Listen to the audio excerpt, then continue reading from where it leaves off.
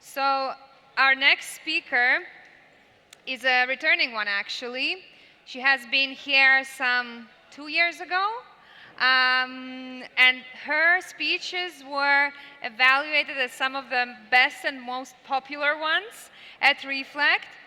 This time around, Meirav Harel from Reham University will explore the future of secure and seamless authentication. Meirav, thank you so much for being here. Let's test the mic, or you can Can speak you hear into me? mine. Oh, hello. Hi, everybody.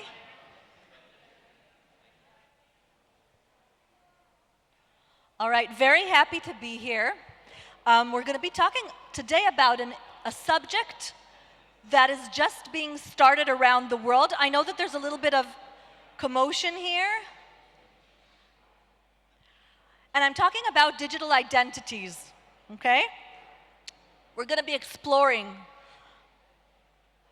what's happening around the world and where this is leading to and what kind of futures can be created with using digital identities. So a little bit about myself. I'm a veteran in the fields of finance and technology, combining the two before the term fintech was even created. I was managing the product and biz dev of one of the biggest security trading websites in the Middle East, after which I became COO of 3 blockchain companies, including in the metaverse. When the first one was Bancor, I don't know if you guys heard about it, they did a crowd sale and raised $153 million in 3 hours. I have been board of directors member at one of the investment houses, and I've been teaching at 2 universities, and I'm a financial commentator on 2 TV stations. And I work with governments, regulators, central banks, companies about using financial technology to build the future, and how to build it in a way that is not only sustainable but mostly ethical. This is, by the way, my 288th talk in 21 countries in the last few years. So I'm happy to be here, thank you.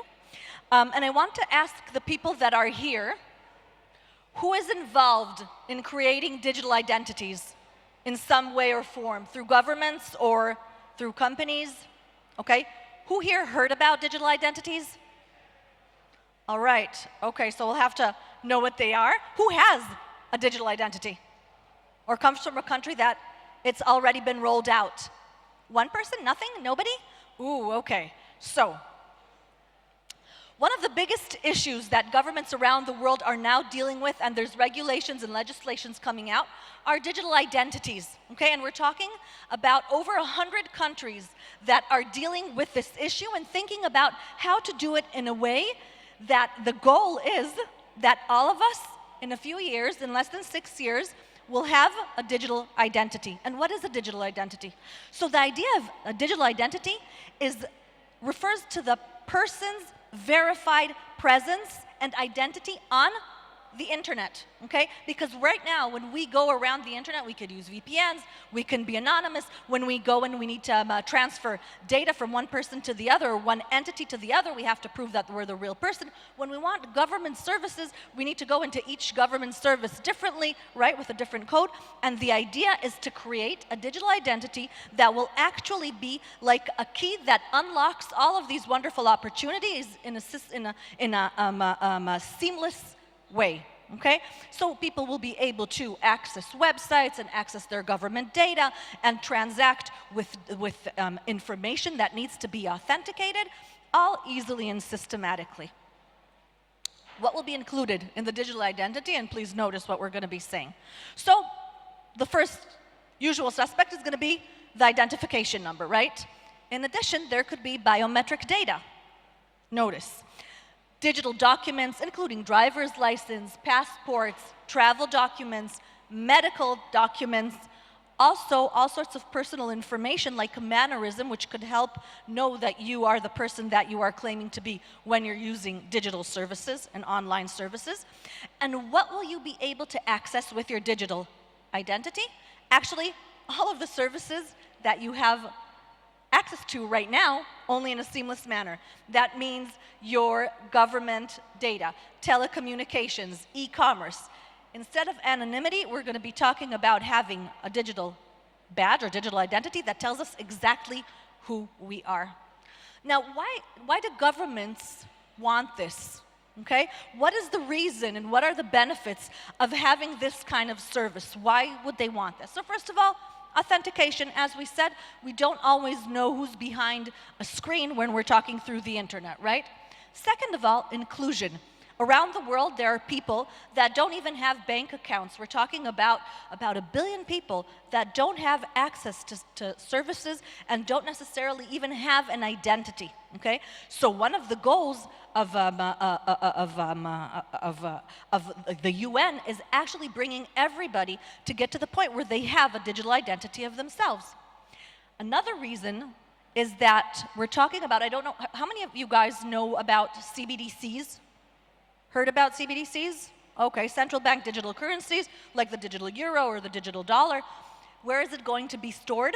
So in the case of the European legislation, we're talking about the same digital wallet that will be used for your identity is the one that is going to be holding your digital currency, okay? So this is a place to make it connected to each other, okay? And we're talking about efficiency because everybody knows who you are every second, and an economic value because there won't be people in the background needing to check your identity every time you contact a service.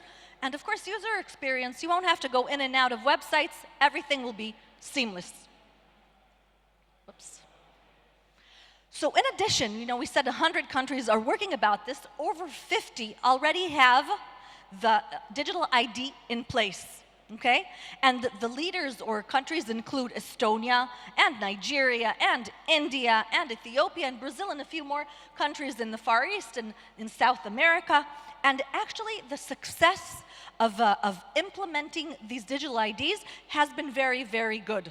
Okay? And when I'm talking about good, it means that 90% of the population in India now has a digital ID, and this took less than a decade to roll out, okay? And we're talking about, I think, 1.2 billion people. Not only that, if before the digital ID, there were only 35% of people that could have a bank account in India, after the rollout of the digital ID, suddenly 80% of people have banking, okay?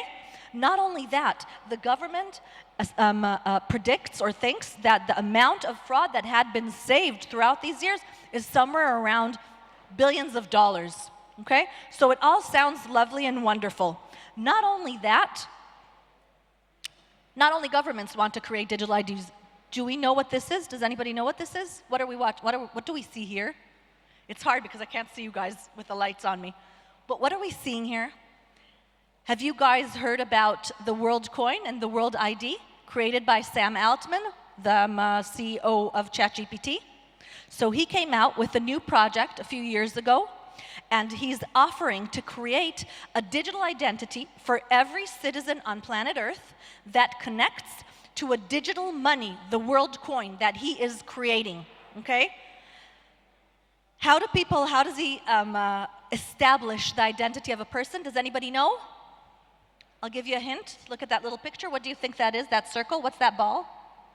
It actually scans irises. It scans eyes. Okay? So in order to have a digital identity with World ID, you have to scan your eyes. Okay? So now you would ask yourselves, how many people have done this? What do you think? So up to now, around 5 million people, okay, from around the world have decided to opt in. We're talking of more than 1% of the population of Chile and of Argentina, and more than 2% of people from Portugal have opted in to this solution. Now, the thing is that, you know, until now we heard about everything wonderful and lovey-dovey and everybody's coming in and they can, you know, the economy is better, there are a lot of different benefits. But every technology also comes with risks, okay? So, the governments around the world are dealing with trying to find solutions to the real risks that have actually taken place in the different implementations of digital ID around the world. And if I kind of categorize the different kinds of risks that the world has seen, it has to do with, first of all, data breaches, second of all, privacy issues, 3, exclusion, and I'll explain what I mean, and 4, surveillance and control, okay? So let's start with data breaches. I don't know if you guys know, but in October 2023, 815 million data entries of people, 815 million people, have been breached from the digital identity system of India, okay? The data there included their passport number, their name, their address, okay? Their phone number. In some cases, they even included the biometric data of fingerprints, okay? In addition, this comes after a few years after Estonia had the same problem, and a few 100,000 digital identities of people have been breached. Now, you should know that when I'm talking about 815 million people, that their data has been breached, that means that their data is being sold right now. That means that somebody could be them, okay? Theoretically. Not only that, one of the issues that India has been dealing with was theft of identity. Because what happened was that thieves figured out that they can copy a person's fingerprint by breaking into people's houses, taking the fingerprints off their home products, and then using that, and they entered into people's bank accounts, okay? So, first issue, data breaches and identity theft. Second of all, threat to privacy. Nigeria had another issue where a third-person company came in and actually started selling identities of people from their digital identity, from the database of the Nigerian government, and he was selling that for money, okay? And luckily he was caught. But in addition to that, even the court itself in India came and said that the system that is used in India has problems with it because of privacy, and there were rulings against giving this information so freely around. The third problem, or the category of the problem, is exclusion. And it's interesting because remember that I told you that one of the reasons that digital identity was invented was because they wanted to create more inclusion of people that don't have access to services and to banks and to government services. So, just so you know, in Ethiopia, even though they promised at the beginning, digital identity is supposed to bring inclusion, they stopped letting people get services from the government if they did not connect to the digital identity scheme, okay? So that means that actually people were excluded out of the system. Not only that, in India, one of the problems, and this is the Moody's, the analyst company, was writing about a few years ago. They were writing about the problem where people, the fingerprint wasn't reading properly with workers that had to work with physical work because the fingerprint would change or it would be wet from sweat. And then people were actually excluded from the system because they were working in physical work. So as we see, things are not as perfect as they seem, but I think that the most interesting risk has to do with surveillance and control. Because in some countries, even though at first the promise was that the digital ID will only be used for certain things, in the Philippines, for instance, in Latin America, suddenly it's been growing to other things as well, to the point that Australia needed to put out a legislation saying that it will not let the police in the country go and see the data that is being collected about digital IDs of people. But I think that the most interesting example has to do actually with China. Now, China hasn't really rolled out the digital ID, but has anybody here heard about the social credit system that exists in China? Who has heard about it? Okay, so for those that are not familiar with it, China had decided a few years ago to give people grades, okay? Grades can come between 300, 400, and 700, 800. And the more you are a better citizen, then your grade goes up, and if there are problems with your being a citizen, then your grade will go down, okay? And the ability of people to get services has to do with the grade that they get on their social credit score. That means that people with low credit score cannot even access their bank account, cannot access trains and transportations. Okay?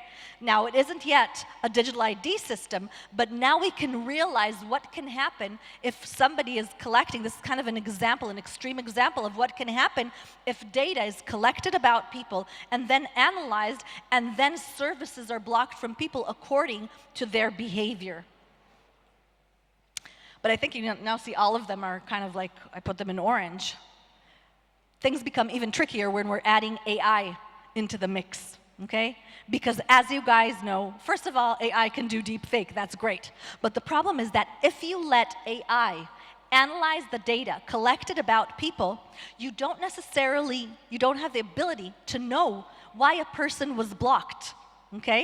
And all the information, because we know how AI works and how surprising it is, can lead us to very interesting conclusions, okay? And one of them could be bias. Have you guys heard about, during this conference, about the biases that have to do with AI? Do you know this? Do you not know this? Okay, I'll give you an example, okay? In the financial world, one of the places where AI can be problematic in the financial world, if a person has a last name that AI correlates to last names that have had previous problems with financial things, what do you think would happen to the credit score of that person? If AI looks at it regularly, says, oh, this is an indication that could, give me a hint that this person has a low credit score or could be not a person that we can trust as a system, and then the credit score will go down. Same could happen with women, people of color, minorities, okay? So the moment that you mix AI into the system, a little salad starts happening and you don't even know where to start. And imagine this mixing with digital identity. So governments around the world are debating these issues and finding solutions, and I work with them exactly on these things. And we've made a list of some of the best practices, which some of them I'm going to be telling you now, okay? So first of all, before a government wants to come, or a stakeholder wants to come and create a digital identity, they need to stop and check what's their status right now in regards to privacy, in regards to human rights, in regards to what are your ethical standards, where do you want to be in regards to the relationship between the government, the stakeholders, and the individuals, okay? The second thing is that you have to be very, very, very careful in collecting biometric information, whether it's eye scans or fingerprints or face scans, because if you do not have a system that is unhackable, this information could be lost and go out and be stolen, and identity theft could happen.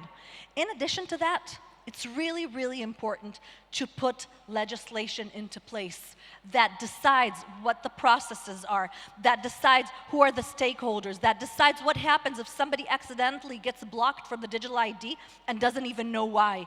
All of these things need to be in place, and this legislation needs to be available for debate with the public, okay? And some countries are doing that and others are not.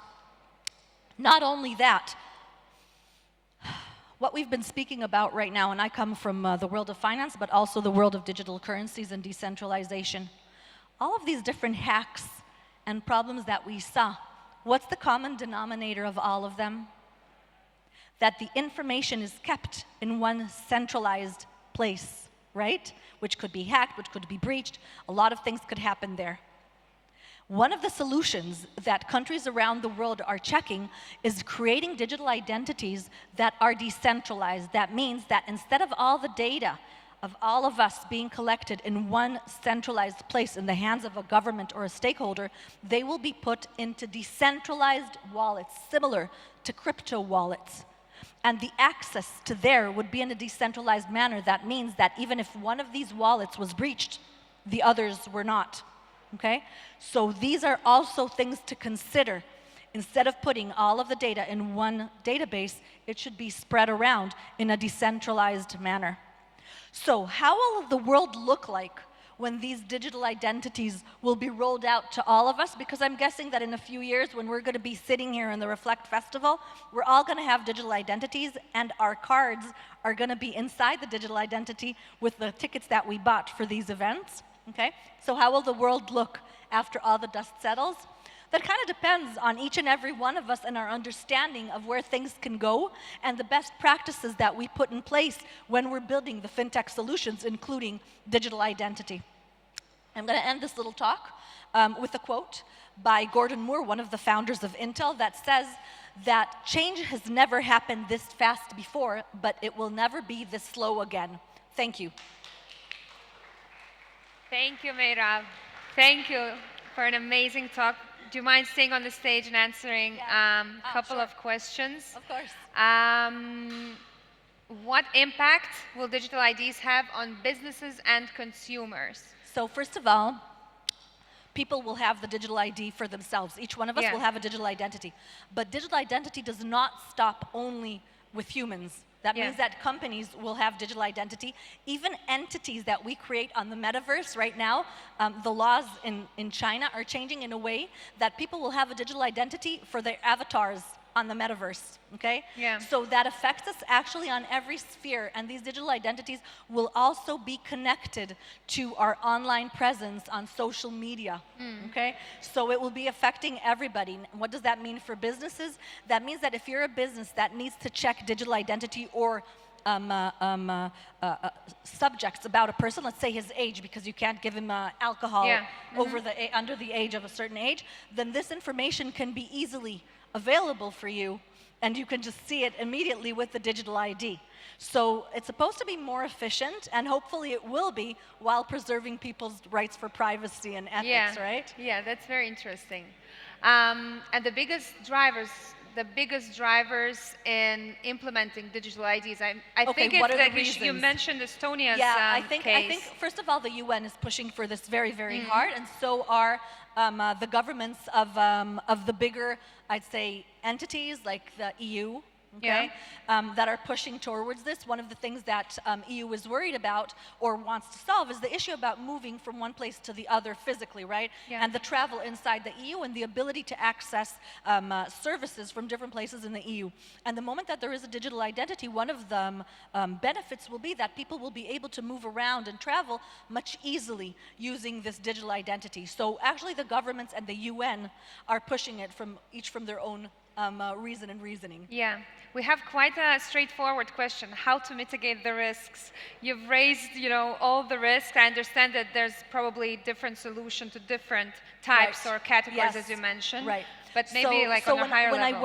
When I work with regulators and central banks, we go over, I showed you a few of the best practices and things that need to happen in order for the rollout of a digital identity to happen in a way that does not imbalance the power structures between people, companies, and governments. So yes, there is a whole list of how to do things in a better way and what things to make sure of, including cyber attack, being foolproof or as foolproof as possible from cyber attacks, and then thinking about, I spoke about a few of those directions, but yes, there are best practices that we can learn. Luckily, in the European Union, we can learn from governments and countries that have already implemented digital ID. Okay. That's an interesting one. Let's take maybe a couple more. Okay. Are there any health issues when scanning eyes for creating? I don't know, God, Meirav, I don't know. Part of your competence. Whoever wrote that managed to surprise me. I certainly hope not, because otherwise there's 5 billion people that have been scanning their... At least we'll have digital IDs, Who needs eyes if we have digital IDs? Who cares about eyes, right? One more, and I was about to say I'll let you go, but I won't, because you're staying for good. Maybe you choose one that seems all close. right. Potential to adopt. Do you think that it's worth to invest in WorldCoin? Will digital IDs eventually replace traditional IDs? That one's an easy one. Yeah, they will. They will. And one of the points of the best practices is to come and say, let's not get rid of the physical IDs. That means that if somebody wants to opt out of this solution of digital IDs, it's very important that regulatorily a person will be able to use a regular physical ID and not just the digital one, which can open, people might not feel comfortable, and it's happening right now in Africa, but they're being blocked from getting basic services from the government. So that doesn't make sense. So that's one of the things that it depends on us. I guess the answer to that is it depends on all of us, because if we're going to be easily going into digital identities, yes, they will come instead of the physical ones. And if we come and say, no, it's important that we keep it, then the regulators will follow suit. Yeah.